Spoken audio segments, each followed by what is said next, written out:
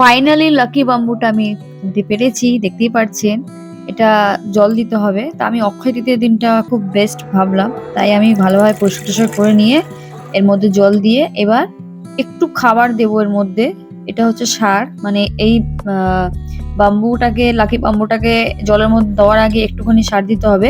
আমাকে রাজুদা বলেছিল যে এটা মানে সপ্তাহে সপ্তাহে চেঞ্জ করতে। তা এই এক সপ্তাহের জন্য এই খাবারটা দিয়ে দিয়েছি জলের মধ্যে। এবার এই ব্যাম্বুটা এক সপ্তাহের জন্য থাকবে, ফের আবার এক সপ্তাহ বাদে জল চেঞ্জ করব। আমার অনেকদিনই ইচ্ছা ছিল লাকি বাম্বু নেব, খুব সুন্দর লাগছে দেখতেই পাচ্ছেন। আমার আরো ইচ্ছা আছে অ্যাকোরিয়াম, এইসব ইচ্ছাগুলো দেখি ওইগুলো হয় কি না পূরণ।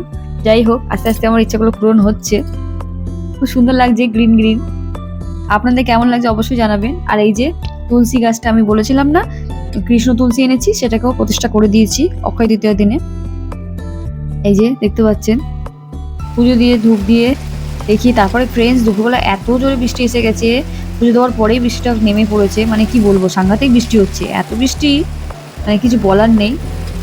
এই যে দেখতে পাচ্ছেন, পুরো বৃষ্টি হয়ে যাচ্ছে এত জোরে জোরে। বৃষ্টির ফোঁটাগুলো দেখছেন কত মোটা হয়ে পড়ছে, এই দেখুন।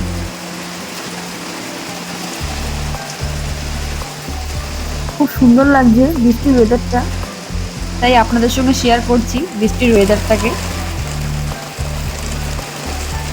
অ্যাটমসফিয়ারটাকে এতটাই দারুণ করে দেয় বৃষ্টি, কিছু বলার নেই। মানে গ্রিন গ্রিন, সব জায়গায় গ্রিন অ্যাটমসফিয়ার হয়ে যায়। খুব সুন্দর লাগছে ফ্রেন্ডস। ফ্রেন্ডস, আমাকে কমেন্ট করে জানাবেন আপনাদের আমার ভিডিও কেমন লাগছে। আর যদি ভালো লেগে থাকে অবশ্যই সাবস্ক্রাইব করে নেবেন। খুব সুন্দর ওয়েদার ক্রিয়েট হয়েছে ফ্রেন্ডস, দেখতেই পাচ্ছেন। গাছপালা, টিপ টিপ বৃষ্টি পড়ছে। আর এই যে দেখুন কি সুন্দর সানটা, ভালো লাগছে না? এত সুন্দর একটা মানে মোমেন্ট ক্যাপচার করতে পেরেছি, লাকিলি খুব। মানে এরকম ওয়েদার তো পাওয়াই যায় না, তো যখন পেয়েছি তো ছাড়বো কেন, তাই ভিডিও করে নিয়েছি। তারপরে চলে যাচ্ছি সন্ধেবেলায় সোনারপুরে একটু কেনাকাটা করার জন্য। আমাদের পাড়ায় কালকের পুজো আছে, মা শীতলার পুজো। সেই কারণে আমি সুভাষগ্রাম থেকে চলে যাচ্ছি সোনারপুরে। আমার ট্রেন ঢুকে পড়েছে ফ্রেন্ডস, আমি এবার ট্রেনে উঠে চলে যাব সোনারপুরে।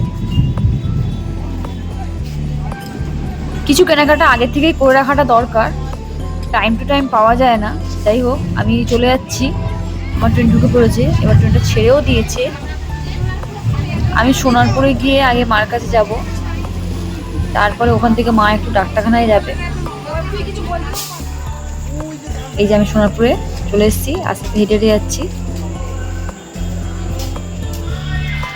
যাওয়ার পথে রাজুদার দোকানে আবার আমার দেখা হয়ে গেল কিছু নতুন নতুন বন্ধুগুলো। দেখুন কত সুন্দর সুন্দর বন্ধুরা এসছে এখানে। আমার তো মানে কি বলবো, এই বন্ধুদেরকে দেখে আমি আর থাকতে পারলাম না, লোভে পুরো এই নিয়ে নিলাম জেট প্ল্যান্ট, স্নেক প্ল্যান্ট আর এই কারি পাতাটা। তারপরে আস্তে আস্তে এই যে একটু সোনারপুর ভিডিও করার পরে মার সঙ্গে বেরিয়েছিলাম। তা আমি একটা জবা ফুলের মালা নেব মা শীতলাকে দেওয়ার জন্য। তা এটা এই মালাটা নিয়েছি, 30 টাকার দাম নিয়েছে, বেশ বড়ই আছে। ফুল দেওয়া মালা নিয়েছি, তারপরে ধূপ মোমবাতি নিয়ে নিয়েছি। তারপরে চলে যাচ্ছি আলতা সিঁদুর টিপের পাতা নেওয়ার জন্য। আমি ভেবেছি বন্ধ হয়ে যাবে দোকান, যাই হোক খোলা পেয়েছিলাম।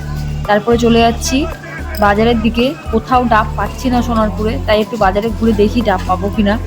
সেই কারণে বাজারে চলে গেছি। বাজারে গিয়ে দেখছি কোথাও ডাব নেই। আর মুদিখানা বাজার থেকে একটু লুজ তেল নিয়ে নিয়েছি, কারণ কুলোই দিতে হবে এই কারণে। তারপরে ফ্রেন্ডস দেখতে পাচ্ছেন ডাব পেয়ে গেছি, কিন্তু অতটা আমার পছন্দ হচ্ছে না, কারণ মা শীতলাকে ডাব দেবো, সে জল দেওয়ার ডাব চাই, এমনি ডাব হবে না। তা আমার একটু খেয়াল আসলো যে কপাটি মাঠের ডাবটা পাবো, তাই একজনের কাছ থেকে ডাব নিয়ে আমি চলে যাচ্ছি বাড়ির দিকে। আমার ট্রেন ঢুকে পড়েছে, আমি এবার ট্রেনে উঠে বাড়ির দিকে। রাতও হয়েছে অনেক, মানে ডাব খুঁজতে গিয়ে আমার খুব দেরি হয়ে গেছে।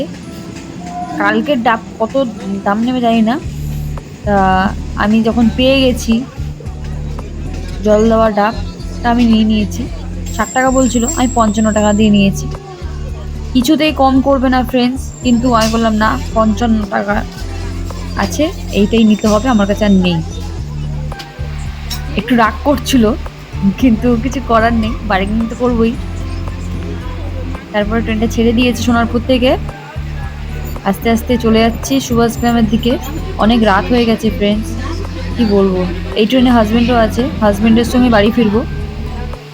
এই দেখতেই পাচ্ছেন ট্রেনটা সুভাষগ্রামে ঢুকে পড়েছে। এই ডাব খুঁজতে গিয়ে রাত হয়ে গেছে, মানে সেই পুরো সোনারপুর বাজারটা খুঁজেছি, কোথাও ডাব বসেনি। এবার ডাবটাই হচ্ছে মেন। সকালে মিষ্টি আর দইটা নিয়ে নেবো।